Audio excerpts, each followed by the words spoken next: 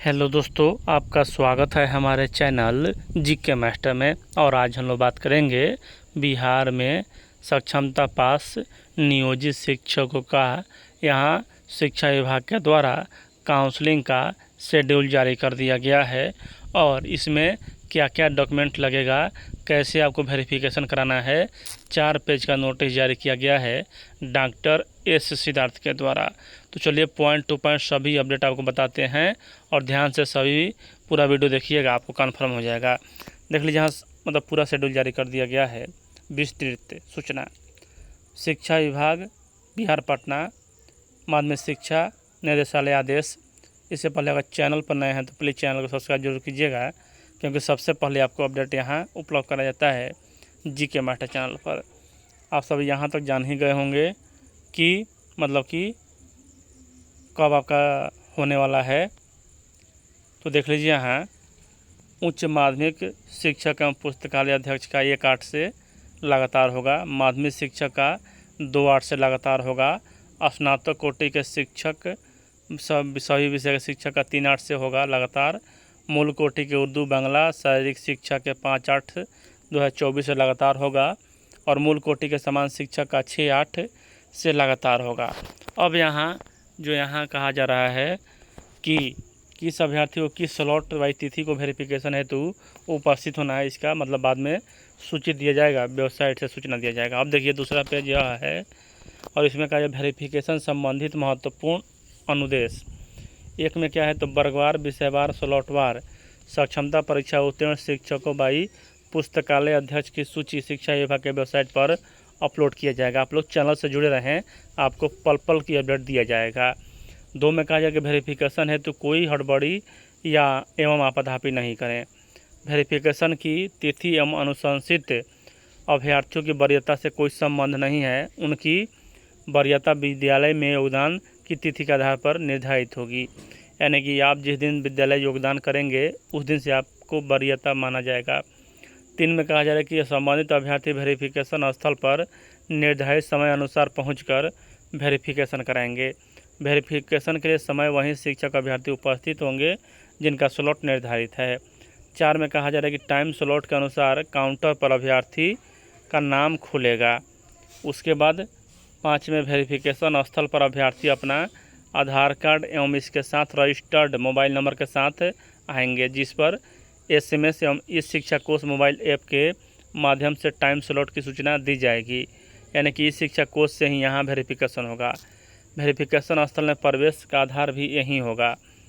6 में कहा जाए कि वेरिफिकेशन में भाग लेने वाले शिक्षक अधिकतम 3 दिनों के लिए ऑफिशियल ड्यूटी पर माने जाएंगे। यानी कि यहाँ 3 दिन का आपको अवकाश मिलने वाला है अपना वेरिफिकेशन कराने के लिए। यह शिक्षा विभाग का बहुत ही उत्तम निर्णय है। 7 में कहा जाए कि प्रत्येक विद्यालय में कार्यरत बल के सापेक्ष 1/3 शिक्षक अभ्यर्थी ही वेरिफिकेशन में आएंगे। 3 दिन बाद दूसरे शिक्षक अभ्यर्थी वेरिफिकेशन हेतु आएंगे ताकि विद्यालय की गतिविधि प्रभावित नहीं हो। 7 में कहा जाए कि वेरिफिकेशन के लिए निर्धारित तिथि और टाइम स्लॉट में स्थानीय स्तर पर कोई परिवर्तन नहीं किया जाएगा, क्योंकि यह मुख्यालय स्तर पर निर्धारित किया जा रहा है। यानी कि यहाँ पटना में ही होना है, आगे इसी वीडियो में बताया जाएगा कहाँ होगा।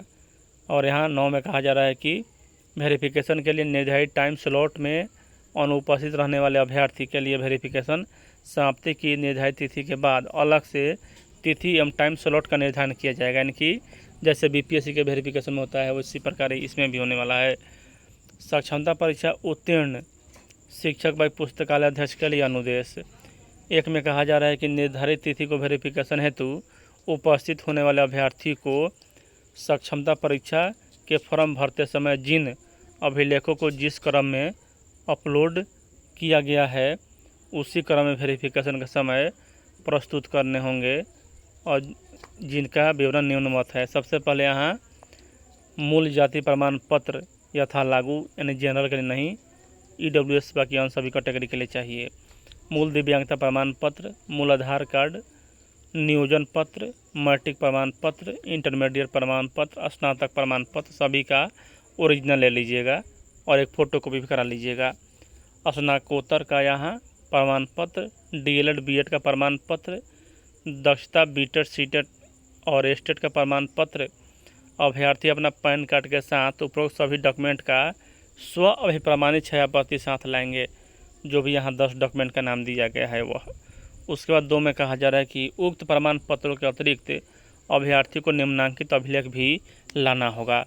सबसे पहले क्या यहाँ तो बिहार विद्यालय परीक्षा समिति द्वारा जारी सक्षमता परीक्षा का मूल प्रवेश पत्र।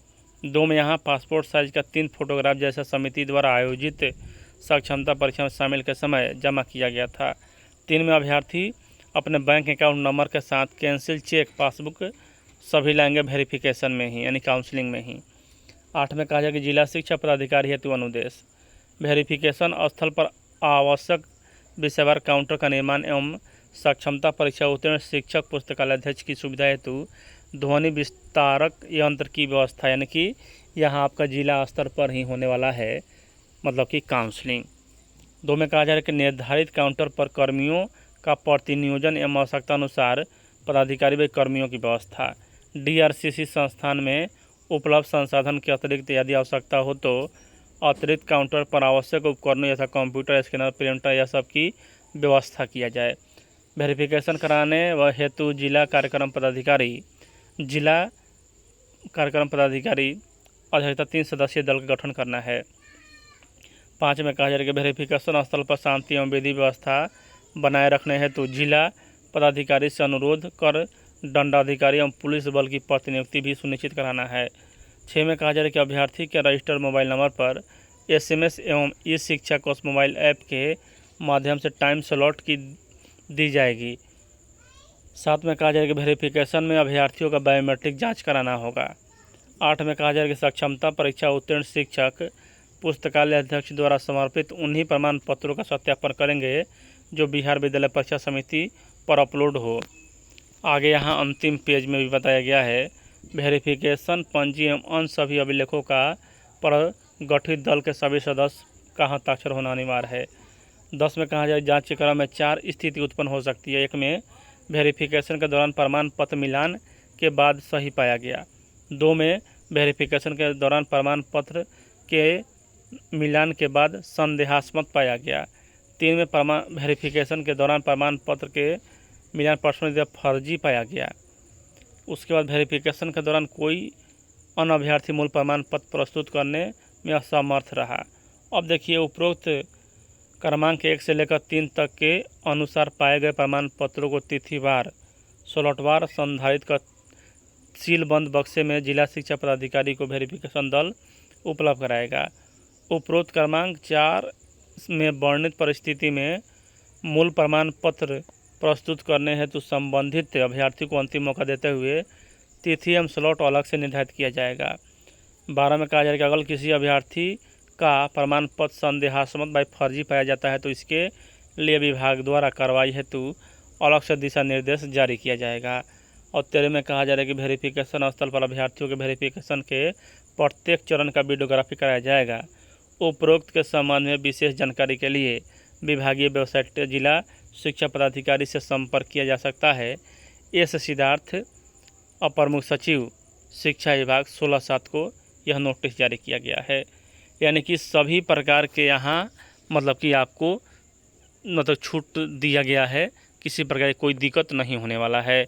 और यहाँ मतलब कि आपको 3 दिन की छुट्टी दिया जाएगा, उस दिन का मतलब वेतन नहीं काटा जाएगा, आप मतलब कि सेवा अवधि में ही रहेंगे और इसका भी इसमें जिक्र किया गया है। तो चलिए यहाँ यही अपडेट है। वीडियो देखने के लिए धन्यवाद।